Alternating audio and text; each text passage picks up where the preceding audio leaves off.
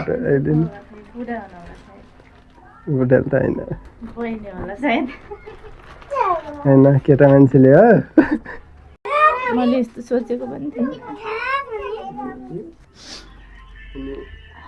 धेरै सम्झिनु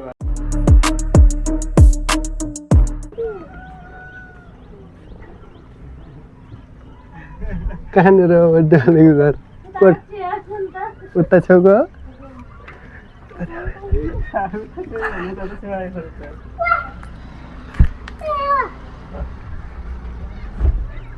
happy birthday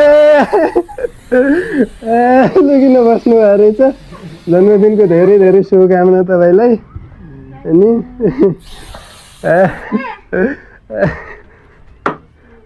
gift पठाइदिनु भएको छ तपाईँको लागि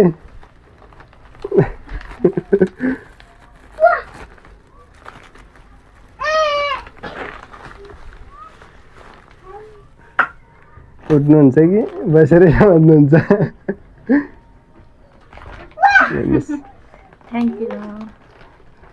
कसले पठाइदियो होला सोच्नु भएको छ यसो भन्नुहोस्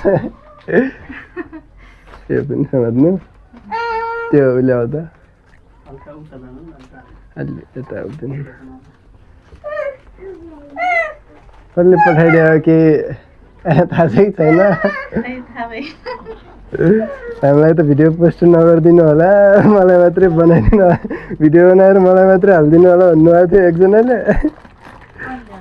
कसले होला पोस्ट गर्न मिल्दैन भन्नुभएको थियो अरे को हुनुहुन्छ होला सोच्नु त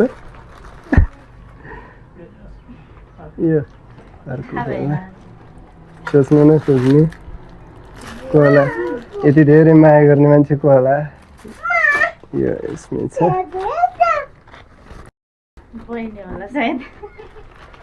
होइन केटा मान्छेले हो चिठी पनि छ चिठी पनि छ को केटा मान्छे होला भन्नु त को हुनुहुन्छ भन्नु छिटो कोही साथी हुनुहुन्छ कि कोही हुनुहुन्छ कि भन्नुहोस् चिठी पढिदिएपछि चिठीबाटै चिन्नुहुन्छ कि नै चिन्नुहुन्छ चिठी भन्नु न को हुनुहुन्छ होला सबैभन्दा धेरै माया गर्ने मान्छे को छ भन्नु न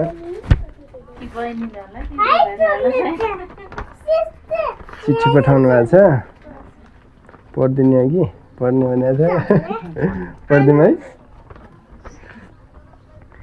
प्रिय जीवन सङ्गिनी मेरो जीवनको सबैभन्दा अमूल्य मेरी जीवन सङ्गिनीलाई आजको यो विशेष दिनमा तिमीलाई जन्मदिनको लाखौँ लाख शुभकामना छ भगवानले तिम्रो हरेक चाहनाहरू पुरा गरून् तिम्रो अनुहारको मुस्कान कहिले नमेटियोस् हाम्रो सम्बन्ध हाम्रो माया समयसँगै झन् गहिरो बन्दै जाओस् सधैँ आफ्नो र हाम्रो प्यारो छोराको राम्रोसँग ख्याल राख्नु तिमीहरू दुवैको मुस्कान नै मेरो सबैभन्दा ठुलो हिम्मत र बाँच्ने आधार हो बुढी तिमीले मेरो अनुपस्थितिमा घर मात्र सम्हालेकी छैनौ मेरो सपना पनि सम्हालेकी छौ तिमीले गरेको त्याग धैर्य र माया म कहिले तिर्न सक्दिनँ तिमीले म जहाँ भए पनि गर्वका साथ भन्छु मेरो सबैभन्दा ठुलो भाग्य भनेको तिमी मेरी जीवनसाथी हुनु हो यदि कहिले काहीँ म फोन गर्न ढिलो भयो भने कामको चापले धेरै कुरा भन्न सकिनँ भने त्यसलाई मायाको कमी नसम्झिनु मैले मौनताभित्र पनि तिमीहरूको चिन्ता तिमीहरूको माया तिमीहरूको भविष्य लुकेको हुन्छ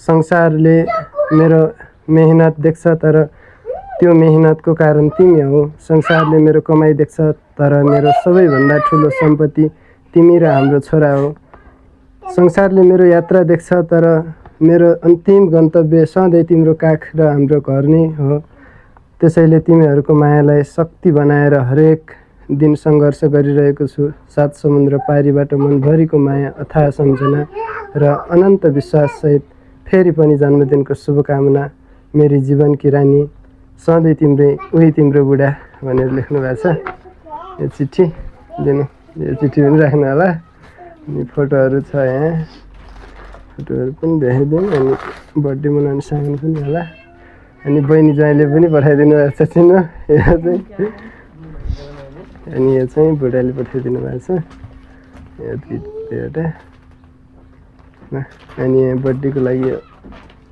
सामान छ, यो बर्थडे राम्रोसँग मनाउनु होला। अब के भन्नुहुन्छ? अब यति धेरै माया गरेर पठाउनु भएको छ, के भन्नुहुन्छ? के भन्नुहुन्छ?